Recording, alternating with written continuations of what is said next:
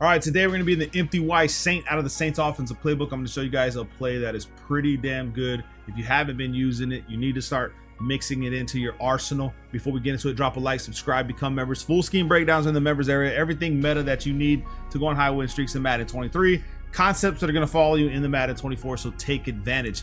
As far as personnel in the empty Y Saint, I just put Watson on the left side because the name of the play is called the clear out.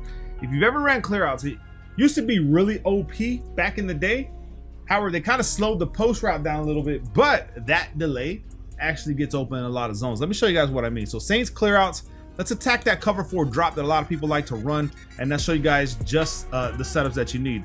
So right here, what you can do, okay, this is something that a lot of people don't realize, is you'll see these quarters and you'll look at the alignment. So the empty Y Saint, its alignment with the tight end and the wide receivers offsets the quarter zone defenses, right? They typically play outside routes. So you see this streak right here on the tight end, that actually helps us out in this play. However, we want to take Watson against this if we want to throw this and put him on a streak as well. Now this is just to read it this way. All right, now what we want to do is we want to snap the ball, right? Wait till he clears that zone, pass lead inside, and now we got this right here. Very easy against that cover 4. When you notice that offset and they're not sitting right there in front of the tight end like you see right there, then you do it. Now on the left side, kind of the same way. If right there, and also you don't want to take time throwing it. You want to make sure once you see that opening in that pass lead, you do it. Sometimes your Y route will be the guy, but sometimes he won't. Now you can also do this. We can motion the tight end across this way, right? And now we're playing inside the left quarter, and we can do the same damn thing. So we snap the ball, let him clear that zone, pass lead inside, secure catch, easy. Now he didn't catch it there, but like I said, we have a better advantage on the right side. The only problem being is that users will typically play the wide side of the field, and you can finesse them by coming to the short side of the field like this. All right, so we do this again. Inside, secure catch, just like that. It's a tighter window, but it's still there. Linebackers typically don't do nothing in this game. They're just there for no reason. All right, now the next thing you can do is we can motion them across and streak X as well, and then we can use these guys as actual clear outs to open up the Y route underneath the zone. You'll just wait, he'll break, Y right here, secure catch, and now he's open. So that's what we want to do against that cover 4, can really cook it. When all else fails, right, if you feel like you can't get these across, we can actually RB drag like this and come underneath. Now we have a levels on the right side of the field. So now we have stuff coming underneath. So we also have B right here. Like I said, you run that levels. If they're playing low, I'll show you guys in instant replay because a lot of people don't understand the idea behind levels. Let me explain it real quick, okay?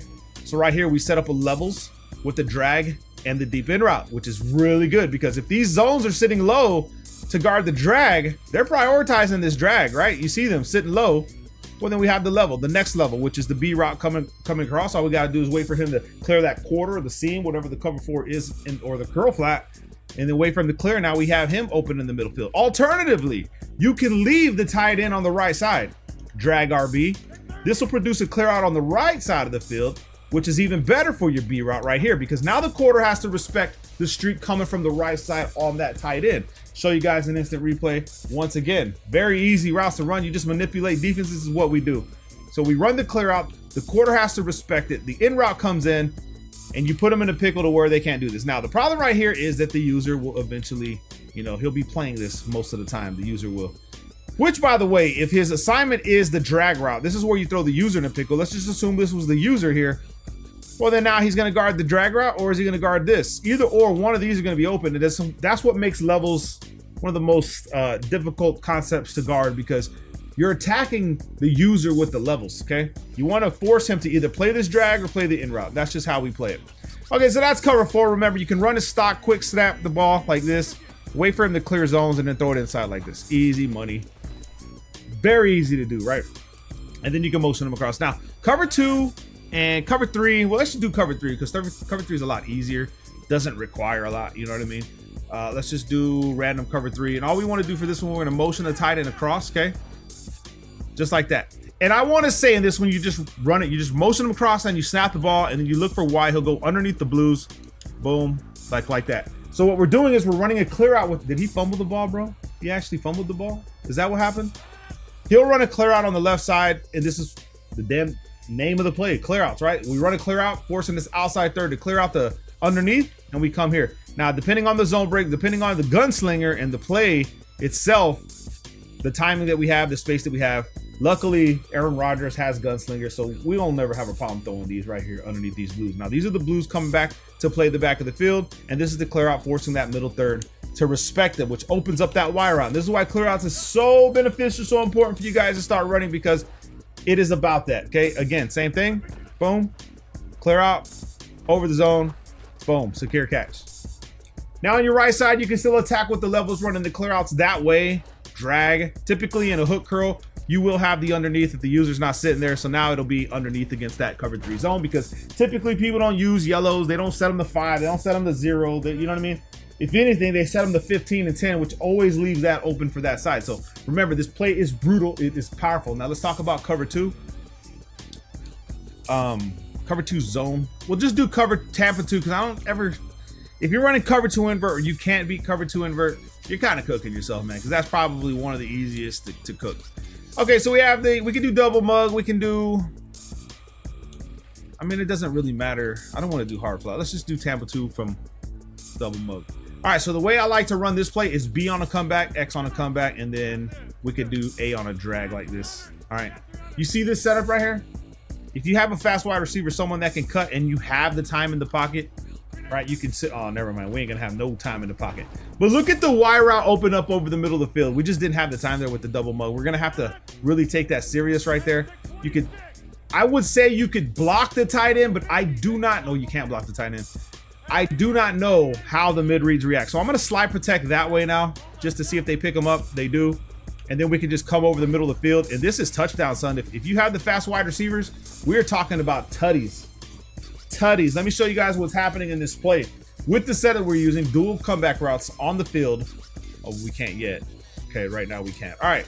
So with this setup, you'll see that the comeback route forces the deep half to separate this way. The right side forces this one to stay here. And then the clear out comes over the middle of the field. Now, this is the mid read.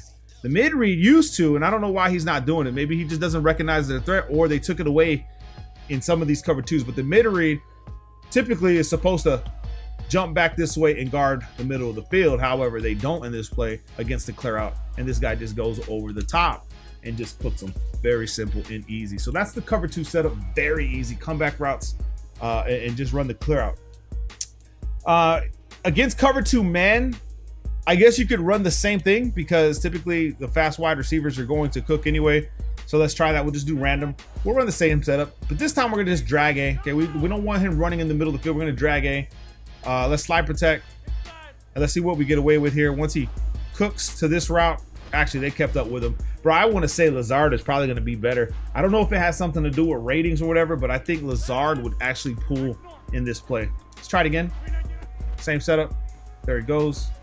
He actually beat it that time, but we didn't have the time. Like I said, some of these plays require a little bit more time, and sometimes you just don't have it, bro. That's just the name of the game. It's the nature of the beast. That's why a lot of the one-play tutties stopped in this game while we haven't been running, but he gets good leverage there. You can also, you see how that deep half is kind of playing close? You can also just run the streak on the left side. You feel me? And then drag this way and then come back route B. You can also do that. Another option that you have, I did slide protect. And then you can just try to cook this way. And now we have a little bit more space. Possible touchdowns, a little bit harder because of the press from the cover 2 man, holding them up at the line sometimes. The cover 1 robber press will probably do you the same way. And I typically wouldn't recommend this play against the cover 1 robber because of that inside third, the 3 red hooks and stuff like that. You got other plays. You can also zig these people out, right? You're facing man defense. You can just isolate it to the right side, boom, get them. And go that way. So you have a whole bunch of options that you could be using to cook man defense anyway, especially the man blitzes. You can just cook man blitzes simply by using dual zig routes, right?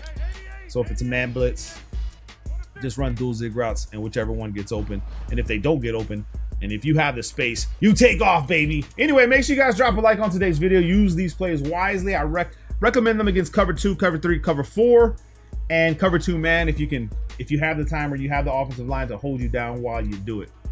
Love you guys, man. Peace.